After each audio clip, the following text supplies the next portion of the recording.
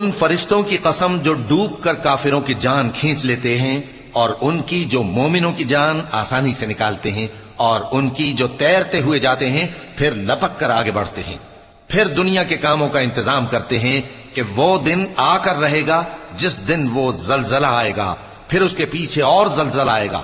اس دن لوگوں کے دل خوف زدہ ہوں گے اور آنکھیں جھکی ہوئی۔ کافر کہتے ہیں کیا ہم الٹے پاؤں پھر لوٹیں گے؟ بھلا جب ہم کھوکھلی ہڈیاں ہو جائیں گے تو پھر زندہ کیے جائیں گے؟